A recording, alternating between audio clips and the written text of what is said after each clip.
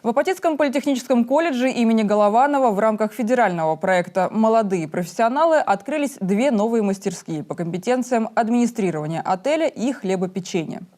Их появление – событие долгожданное и знаковое не только для преподавателей и студентов колледжа. Почему, расскажет Евгения Максимова. Мастерская по компетенции администрирования отеля первая в Мурманской области. Здесь студенты могут изучать основы туризма и гостиничного дела. Для обучения есть все необходимое оборудование, начиная от современных компьютерных программ и заканчивая стойкой регистрации. Наша задача является совершенствование навыков предоставления гостиничных услуг. Хлебом и солью гостей встречают на открытии еще одной мастерской по компетенции хлебопечения. Здесь тоже есть все необходимое для учебы и совершенствования мастерства. Печи, плиты, весы, холодильные шкафы и другое современное оборудование.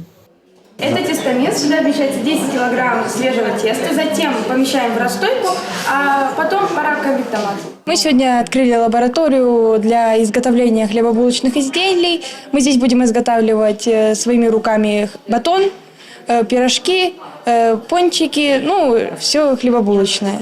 Уникальность этой мастерской в том, что обучаться здесь смогут не только студенты колледжа, но и все желающие по дополнительным программам. Это стало возможно благодаря участию колледжа в проекте содействия трудоустройству незанятых. Мастерская будет работать круглый год.